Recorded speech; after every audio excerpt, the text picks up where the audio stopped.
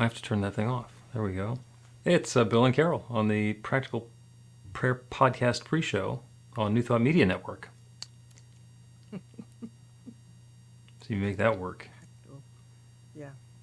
Again, glad you have to say it, not me. Well, I have to write it down and do it.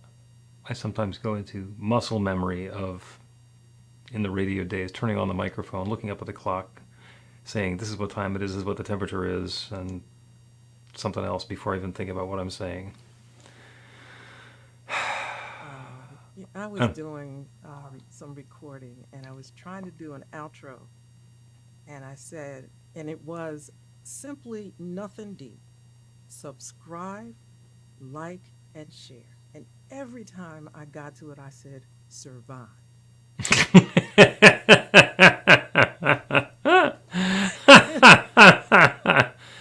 That's so metaphysical.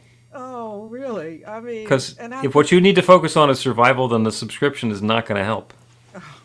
But this is too much. It really got ridiculous because I had to keep going over.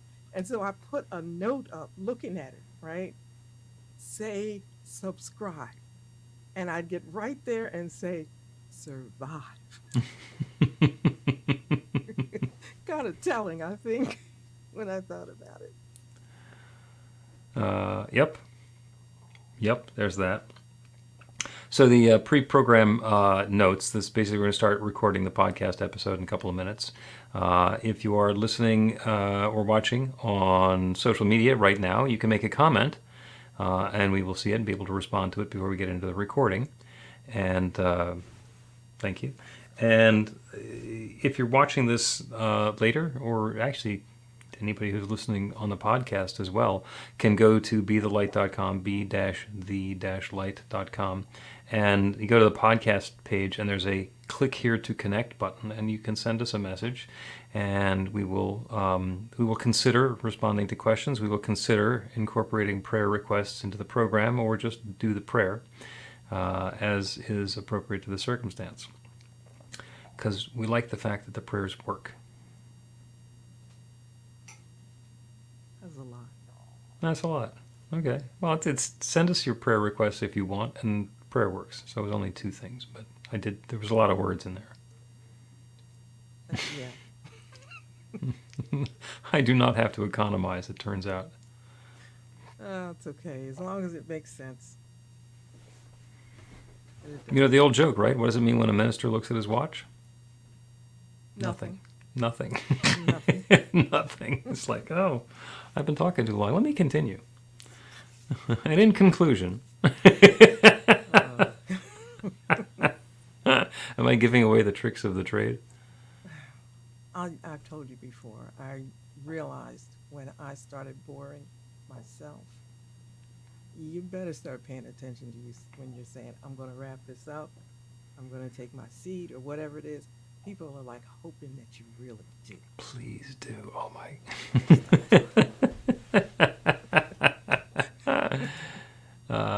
But you love us.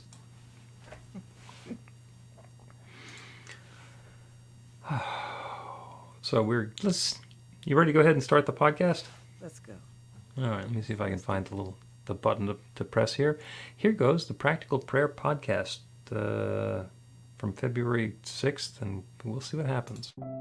A practical prayer is a prayer that works. These discussions between Reverend Bill Marchiony and Carol Lawrence dive into the details of how it works and how to work it. Reverend Bill is a New Thought minister and the author of Practical Prayer for Real Results. Your new life begins with a new thought.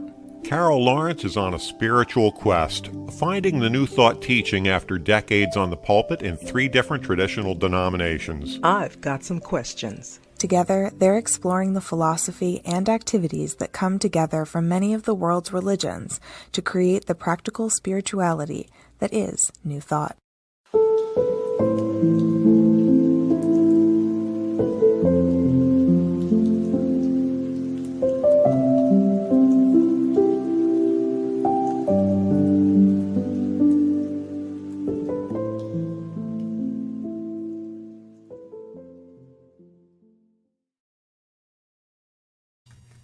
Welcome to the Practical Prayer Podcast. I'm Carol, here with Reverend Dr. Bill Marchiony.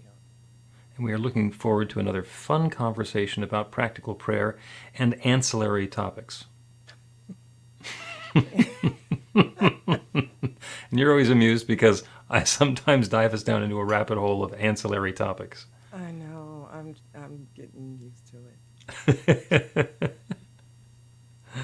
So, talk about what you want to talk about today. Yeah, I want to, you know how you you hear a lot, you know a lot, but then when the actual realization hits you, or you stumble into it and you're living it, or it becomes real, whatever you want to call it. That's like a moment. So Mhm. if we think about the reality that we're living in, the reality of your own personal world being an outpicturing of your internal thoughts, Mhm. that is really, really not only scary, but it's life changing. It can be. Yep. It's an aha moment, but wow, that's really an understatement. So, I read about that, and I read a lot of stuff, because I read a lot, You and read a lot. and it makes sense, but it's what I used to term when I was in the traditional church. You got to wear these scriptures. You got to Mhm. walk in the sand. You have to put the sandals on. You have to walk in the sand. You have to feel the air and all of that. And it's the same with New Thought and any philosophy, I think. Oh yeah. You have to wear it, but that sounds really nice until you do. Yep. And Dr. Johnny Coleman, a minister in Chicago who founded Universal Foundation for Better Living, she said, "It works if you work it." That was like her signature line. It works if you work it, and it does. And I want to go back and we're going to talk about one of the words that you used, because one of the ones that trips people a lot is reality. Hmm. That your reality is an outpicturing of your mind, and reality is slippery because what's reality? There's somebody sitting there with a wound, and they would describe the reality as that they're injured and Hmm. they're in pain. And the fact of the matter is, it's possible for somebody to have a wound and to not be in pain. So sometimes that's because it's brand new and there's a bunch of adrenaline that's come along with it, so they're not feeling it yet. Sometimes there's been an anesthetic, and sometimes just for whatever confluence of events, even though there's an injury, it's not nearly as painful as it might be. And when we use the word reality, it kind of suggests that there is a common thread that's the same for everybody. So if you replace the word reality with experience, so instead of your reality as an outpicturing of your mind, your experience is an outpicturing of your mind, then what may go away is the pain, or what may go away is the injury entirely. And the reality can be whatever somebody wants to objectively describe it as. What a journalist would write down, or what would show up in the medical chart, which doesn't have nearly as much to do with the experience of the person who's experiencing it as whatever the documentarians around them are going to be doing. So it seems really subtle until you realize that there's that gap. Yeah. Okay. Yeah, but I'll reality has a really powerful feel to it. I'm creating it reality. it does, but I think in some circumstances, I'm thinking of one right now. It depends on what you need, Mm-hmm. I think. And circumstances to me are kind of lightweight. They're changeable. I know that I can change it, Mm-hmm. and it feels like it's not a great big deal to change it. Reality seems to have some roots to it, and that may not be so. That certainly may not be so. But I use the term my reality, which is where I am at this moment, Mm-hmm. where I am right now, and it feels to me that there's a bit more to this reality than just a present circumstance. Okay. And I was going to say experience rather than circumstances, because the circumstances are another way of describing the things that are going on around us. Right. And we don't want to let those define us either. Let's do a really quick exercise in the difference between reality and experience. So I want you, and everybody who's listening can play along with this as well, take a deep breath and hold it. And what I want you to do is hold that breath as long as you can. Hold that breath until your experience is that you need another breath. You need more oxygen in order to survive into the next moment. And that can be after a few seconds or it can be after 3 minutes. It doesn't make any difference. At some point, the experience will be, it's time to breathe again. I need to breathe again. The reality is there was always enough breath. There was always enough air available. The experience is the way that we're engaging with that reality. So, and in the same way, the outpicturing in our mind, if we don't believe there's another breath available for us to take, then we're not going to take the breath, and our experience will be one of scarcity. And if we happen to be deep underwater, then we're going to try and avoid the experience of drowning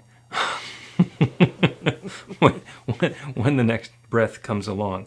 But if in fact that good is available to us, then when we open to that new possibility with the belief of that newness coming into our experience and let go of the attachment of how I'm going to get from 75 feet underwater to the next breath of air, there are lots of different ways that can happen. And I set my intention for that experience to be plenty to breathe, then there's an opportunity for my experience to shift around. In reality, there are a bunch of things fitting into place in a way that give me that next breath, but reality isn't changing. It's just the way the pieces fit together that are changing. Yeah. I just need to say I'm not letting go of reality. No, and as long as you know what you mean, that's fine. It's broad, and it again I said it's deep rooted, because sometimes we can't forget to when I introduced the subject, and I may not have done it quite as well as I would have liked. It's about what's in your head, right? Right. It's an out picturing of what's in your mind, and that has some really deep roots in many cases, and it can get by you if you're not attentive to that. If you're not thinking, you end up in this with the same experience. Okay, let's do that.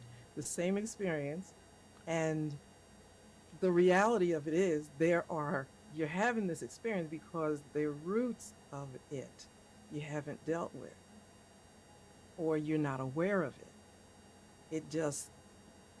It's in your head. It's what has to change in your head.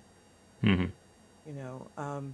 I have way too many clothes. Now, that's relative, because when I lived in a huge, humongous house, it didn't seem like I had any clothes because but when I moved to, something a little different, I'm like, where did all these clothes come from? I got to get rid of all these clothes. What's the reality here? And I keep adding stuff and whatever. And I thought, wait a minute. I'm looking around thinking, what's going on in my head? Why is this here? And why is that there? And there's a lot of things. I talk to so many people. So I have stories going on in my head right now of examples. But until you think clearly and you take a moment to think clearly about what's going on here, the same thing can keep happening and happening and happening. Mm-hmm. And that's what I mean about, whatever going on in your head, it's outpictured in your experience, which is a great thing. That's wonderful, because you don't have to say, I don't know what the heck's going on. You can, but when you say, wait a minute, it's really me. It's really me. Sit down and figure this out. Yeah. What a great advantage that is. Sure. And what you were saying earlier about sometimes there's a truth and you got to put the sandals on and walk through it. and be in the sand and be present with it. Wonderful little bit of guidance from New Testament is, as you believe, so it is done. So, and that's in the Old Testament a few places, and it shows up differently in different spots. And that's the whole crux of it. It's done as you believe. Because even if there's wonderful stuff happening, if you believe it's going to stop, then it's going to stop. And it's not going to stop because the good stuff ran out. It's going to stop because you believe it's going to run out. And go ahead. No, I thought one of the things that you said is really important. It is done as you believe, but you have to believe that. Yep. And I'm just seeing how often I call it read the headlines and don't read the story. Mm-hmm. Or you don't read the bullet points, and that just keeps us from being everything we could be. Because you have to start with what you believe. And, don't get me started, because I'll go into what you believe about God. Mm-hmm. And I think it starts there. Because Oh, yeah. if you believe God is mean, then you're in trouble. And that's how you live your life. Fearful. That's right. And God will appear to be mean. Not because God wants to be mean, but because you want God to be mean. All the time. God doesn't care. God loves you so much that God doesn't care. If God cared, then you'd be able to win an argument with God or make God angry. And that's just not the way it works. I think if any of us can win an argument with God and make God angry, then we've got way, way too low an idea of God. Let's take a break. I want to tell you a story that I've been working with lately.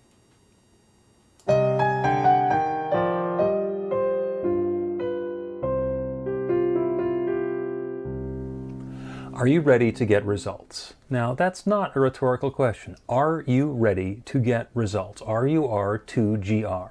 That's actually the abbreviation for the steps in a practical prayer. Recognition, unification, realization, gratitude, and release, with a couple of extra steps in there in case some doubt creeps in along the way. RUR2GR. This class is about the prayer technique that's common to all of the spiritual practices and religions in the most effective prayers that they have. And by effective, I mean that the prayer works. It actually creates a change in the experience of the person doing the prayer. It gets a result. We're going to begin with theory, and then we're going to take it into practice. By the end of the class, you will have your very own practical prayer that will help create transformation in your life. Wow. You know what? That commercial is way too short. And it ends way too fast. Yeah, because I'm just getting in it, waiting for the rest, and bang, you're done. We'll take it back to post-production and do something different with it. Maybe it's a marketing technique. Who knows? You want more, you sign up. It's just like, I'm just going along with you, and like, whoa, wait a minute, I need to tell me more. There's more about that, yes, and it is all available at BeTheLight.com with the hyphens in it. Yeah, So go ahead and yeah, go ahead. Sorry Did you? Was that your pencil cup? Yeah. Let's Okay. just leave it at that. My glasses fell and all of that stuff. Oh my gosh! Yeah, all right. no problem. Okay. All right. Well, just do the reintro from the break whenever you feel like it. Welcome back to the Practical Prayer Podcast. I'm Carol, here with Reverend Dr. Bill Marchiony. We're talking about belief and reality and experience, and how they're all intertwined. And I said I was going to tell you a story. And this is something that has been familiar to me for decades. It's a piece by Portia Nelson.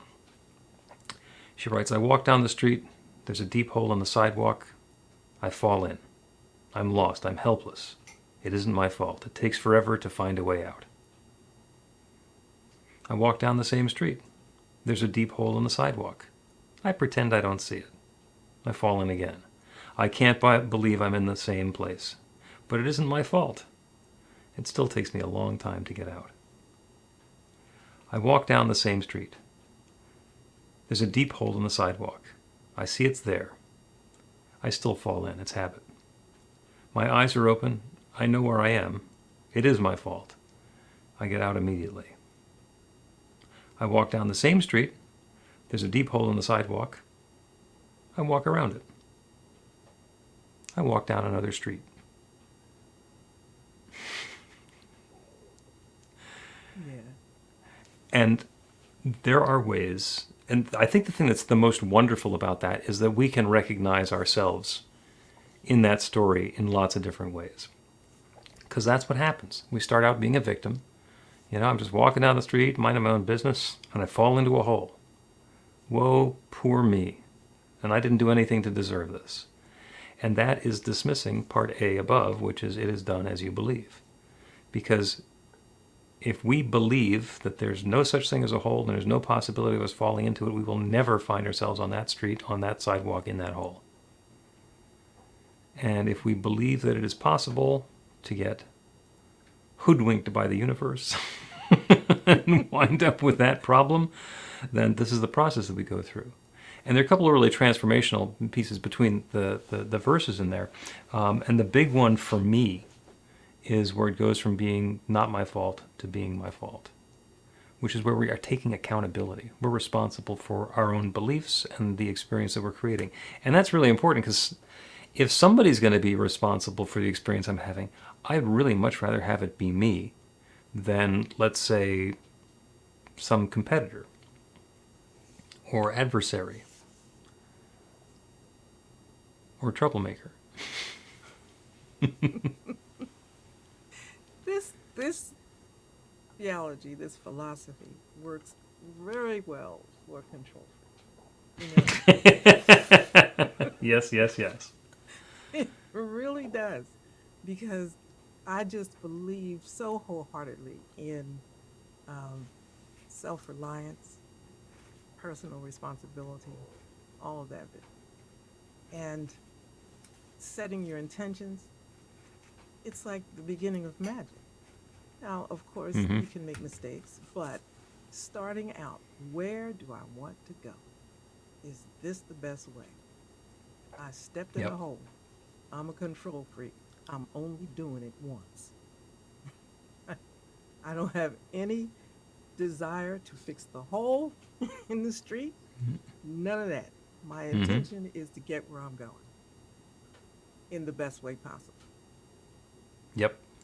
So I think I like the idea of self-reliance, and I won't say control freak, okay? I gave that up, but there are nuances of that.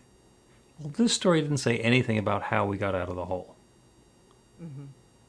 We got out of the hole, and it was a real struggle in the beginning, and then after a while, when we're taking ownership of the next experience we're going to have, it was not nearly so difficult. Until I think the last time it's like, there's a hole, I know where I am, it's my fault, I get out immediately. And it's about finding ourselves trapped in that experience of limitation. This is actually really great learning for a control freak, because if you need to know ahead of time how you're going to get out of the hole, then you're putting a lot of obstacles between where you are and where the experience that you want to have. That's where surrender and allowing come in. Absolutely. But I think that's a thing that you have to control as well. And I need to get away from that word control, because it means a different thing to you and I think. Right. I'm talking about being responsible. I'm talking about, if it doesn't work, be responsible and say, what about this was not a good decision? Yep. What did I miss in this whole thing? And that brings us back around to reality or experience. So I love having to do the podcast with a thesaurus next to us so we can cross-reference the words. And I'm getting good at bringing us back. Because I don't like to leave with a comma. Did we get the point across? And maybe nobody really cares. Who knows? They just might like the exchange. But that's the teacher in me. I want to make sure we got you. You got it. I say, okay, well, what else is new? But at any rate. Yeah. There's a natural tendency for us when somebody throws something our way for us to catch it.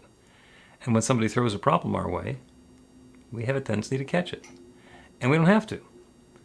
It is completely possible for somebody to toss a problem in your direction. You can just stand there with your hands in your pockets or behind your back and watch it hit the ground and say, oh, now your problem is over here. But it's still not my problem. You know what? When you were saying that, this is me going off on a rabbit trail, so it's my fault this time. But um, the one, right?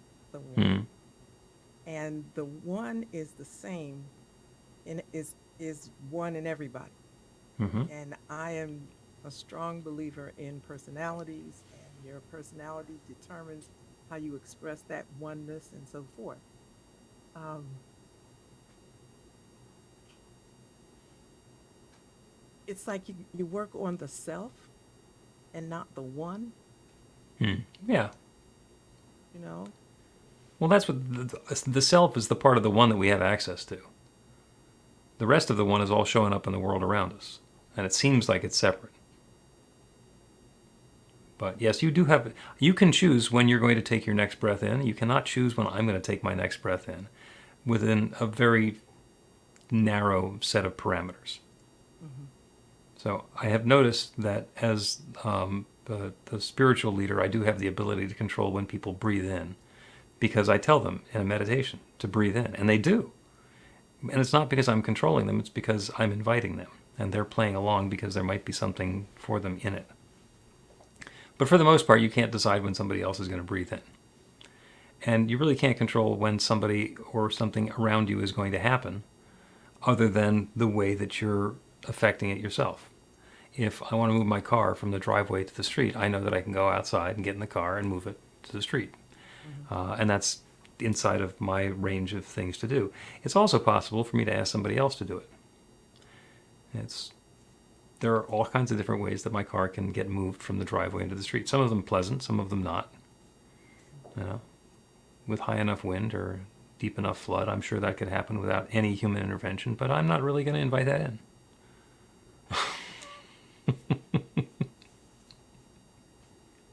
So it's about letting go of that which is outside of our scope of control and opening to different possibilities and allowing the pieces fit together in a way that's going to be joyous and harmonious for us.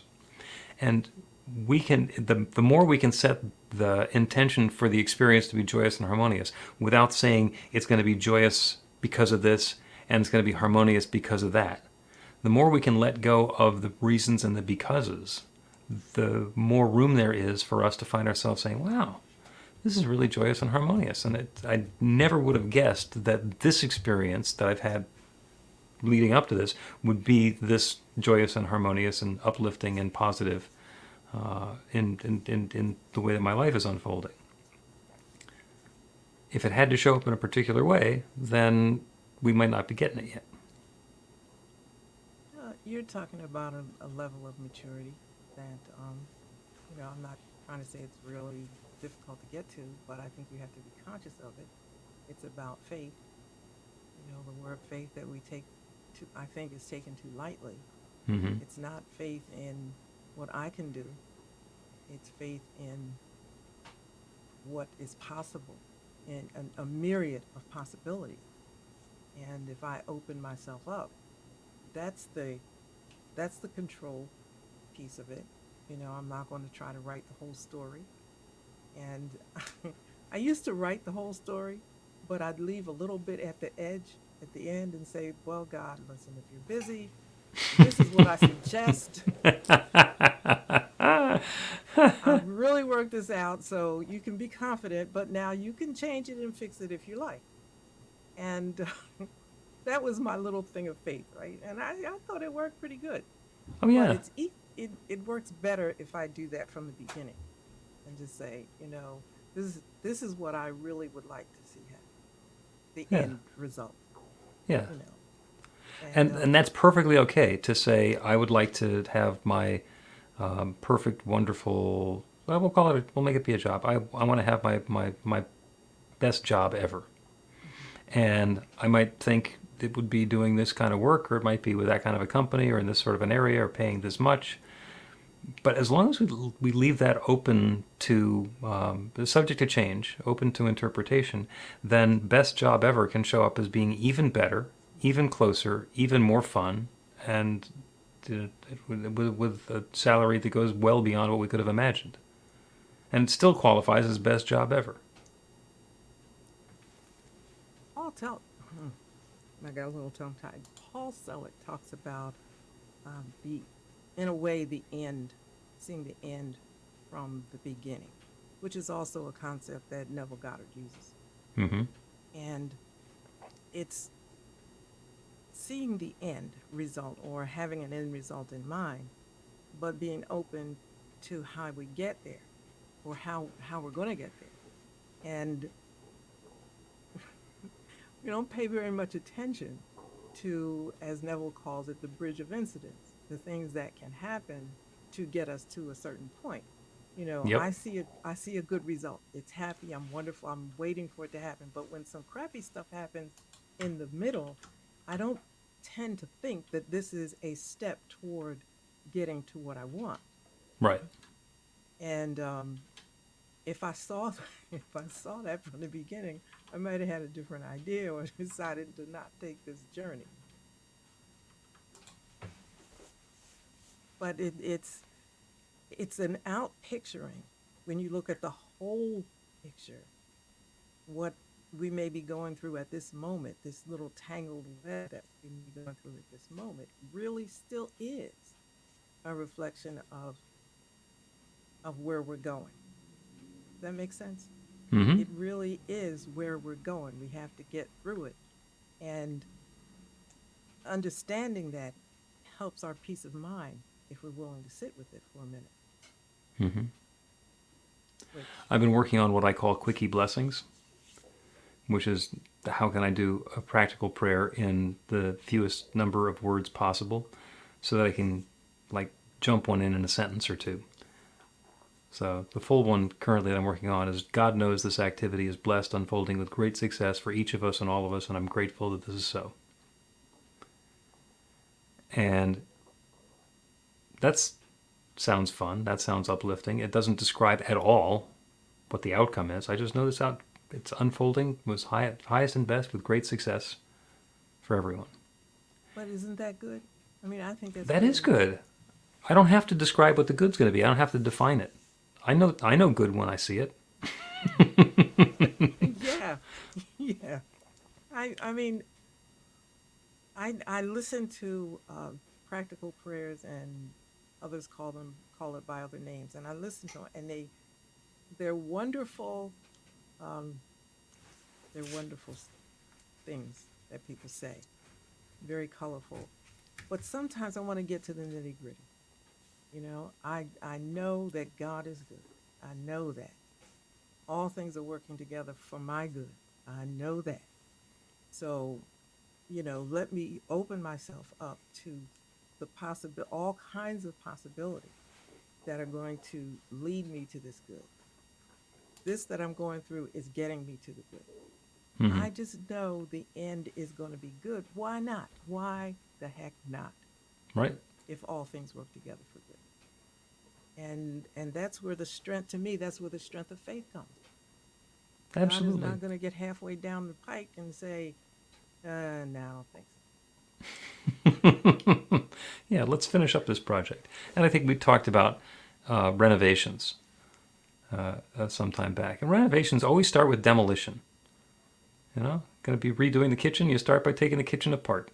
And then partway through, it's like, oh, this used to be a relatively nice room, and now it's got the studs for the walls, and the plumbing is showing through, and there's no lights, and it's not as nice. But that makes way for the newness to come in, and so now there's a space for the new flooring and the new appliances and the new fixtures. And then it gets to completion, and it's as good as you would imagine, even though along the way, it's not a place where you really could cook dinner. Summed up beautifully. Really. Let's take a break, and when we return, a practical prayer inspired by Émile Coué. Learn to put practical prayer to work in your life. The steps are simple to learn and let you begin to get real results to create the life of your dreams immediately.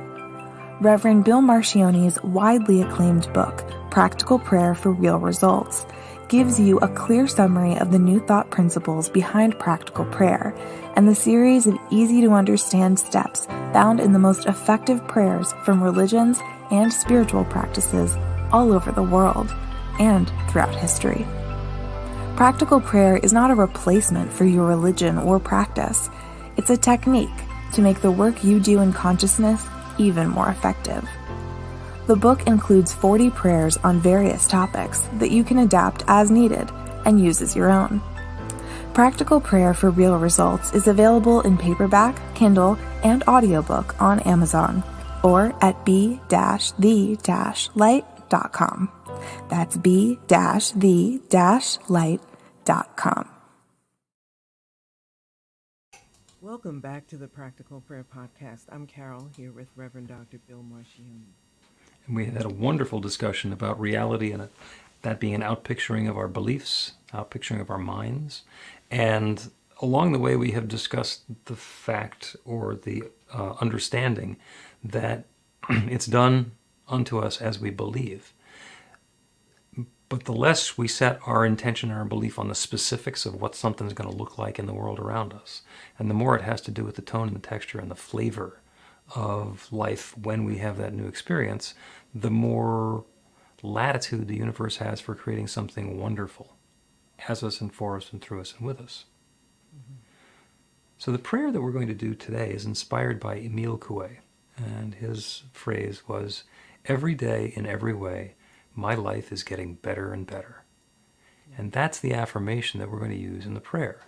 And what it means is that I don't have to define what better and better means, because when my life is better and better in every way, every day, I'll know it when I see it. And when my life gets better tomorrow, it gives me opportunity for great joy and gratitude, and then to know the next day it's better and better and better. So we'll take that into prayer and start by letting go of our attachment to the way things look and how it's going to work, by opening our awareness to that infinite creative power, that divine presence, that one love.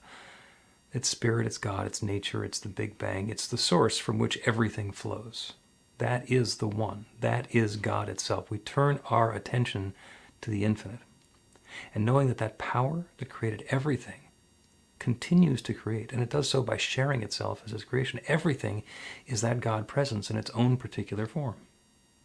So that's true of each of us. It's true of each of us right here and right now. And from that place of awareness of the immense power and creativity that's accessible to us, we can make that claim, to know without any question that every day, in every way, my life is getting better and better. And that's true in a different way for everyone within the sound of my voice. Every day, in every way, my life is getting better and better. And I invite you to take that for yourself in the first person. I'll repeat it again. Every day, in every way, my life is getting better and better. And the good continues to unfold. And the better becomes better, becomes better, becomes best. And that's how love unfolds. That's how this joyous experience of life unfolds. That's how the world, the infinite creative power that creates everything, reveals itself as health and harmony, as prosperity and richness, as relationship and love and connection and sweetness, as creativity and an opportunity to bring new gifts into the world, as a deeper, more foundational awareness of our spiritual truth. Every day, in every way, my life is getting better and better. And as important as knowing that is knowing that there is no power that stands in the way of that. There is nothing in opposition to that intention, to that creative force.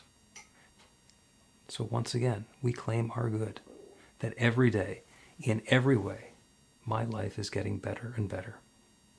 So I let it be. And so it is.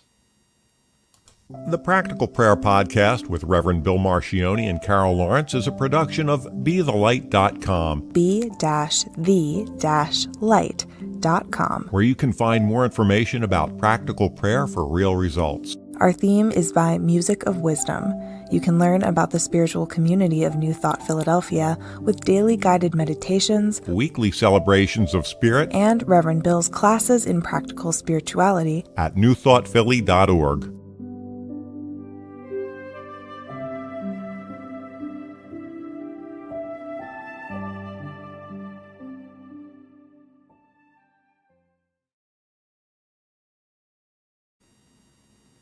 Wow. Wow. So this is the podcast post-show on New Thought Media Network. Surprised myself, Emila Coué and Portia Nelson in the same episode.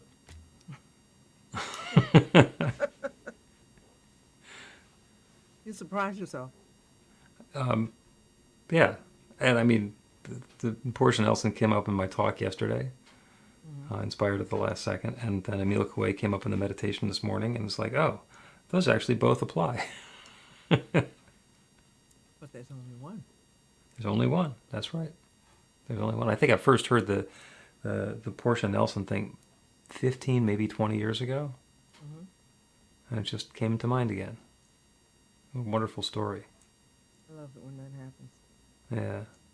And there's actually a corollary to that story about walking down the sidewalk and falling in a hole that I heard on an episode of The West Wing, which is where the guy's an alcoholic and he walks and he falls into the hole and his friend jumps down to the hole with him. The guy says, why did you jump down in here? Now we're both stuck. He says, yeah, but I've been here before and I know how to get out.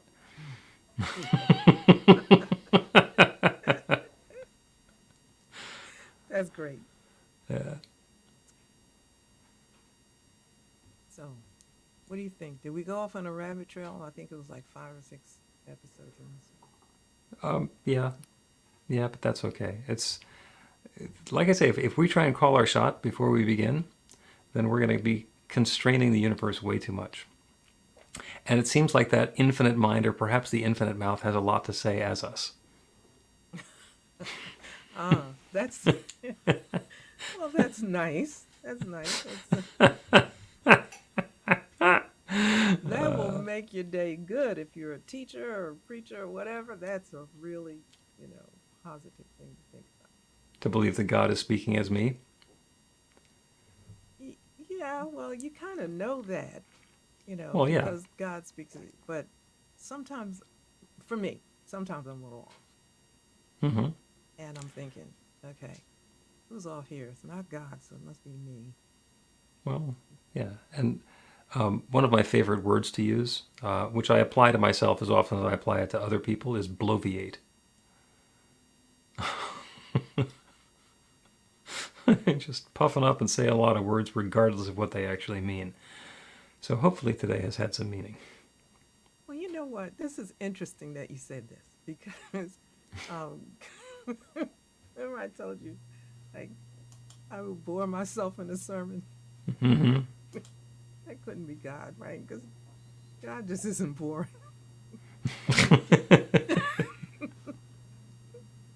I just thought about that when you said, God is speaking through us and I said, yeah, that's right.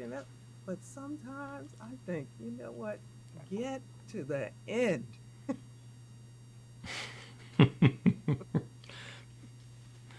My friend J. Scott Neal is a Religious Science International minister.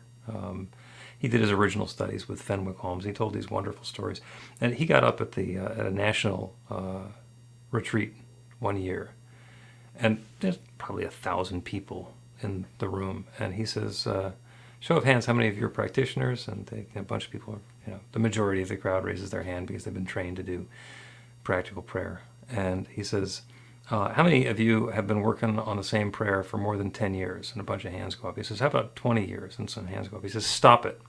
It's not working. Pray for something else, you're boring God. Yes. Oh, that's a conversation. I'm not sure if it's an episode. That's a conversation because I would think, I really believe God is tired of hearing this song. Well, and we're not going to bore God, but we're certainly not going to accomplish anything new if we keep on saying the same thing and we believe. Because obviously, if it's been going the same way for 20 years, we believe that, not what we're saying. I don't know. Like, do you check out what you really believe? I think that ought to happen. Like, you get gas in your car, you just don't, you stop, you get gas, you get inspected, you get things checked out. I think that's the least we can do with our spirituality. Well, Check it over. absolutely. And the way that I phrase that is that if you want to know what's in your belief system, look at your life. Because your life is a topographical map of your belief system. Well, that's what we were talking about earlier, right? Yeah. And you know what? If you'd never stop and check the map and say, oh, there's something wrong with the world because I keep on banging my head against this wall. It's like, look at the map. You're standing in front of a wall. Duh. Two steps over to the left where there's a door. I mean, that's going to go better. Then your next step forward will actually go forward. Yes. Or reach down and work the knob, and you can go through the door that you've been standing in front of but refusing to open. So why didn't you bring that up early? Because we need to do another podcast episode next week. It'll come back around. Like, I didn't even think about, the checking your car, the oil, and make sure everything is good. It's still not, it's clean. It's, the inspection, everything is working properly. I didn't think about Oh yeah, if there's a check engine light on your spiritual dashboard, don't put a piece of black electrical tape over it and pretend it's not there. it. Yeah. It's not going to work. It's not going to work. All right, let us bring this episode of the podcast to an end and make room for somebody else to come along on New Thought Media Network. Thank you again, as always. Bye.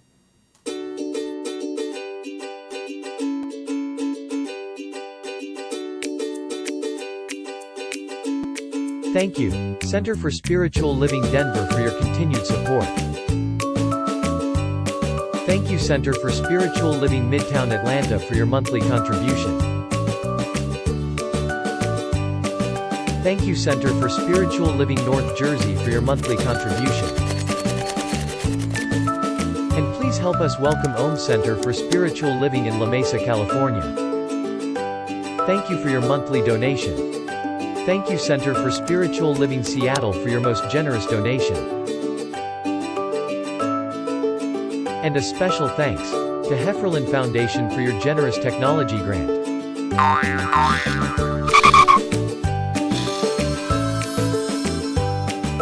And Suze Ajit, thank you for your very generous donation.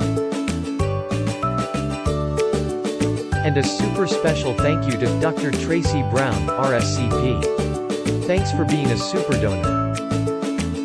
And a big shout out to all our committed donors.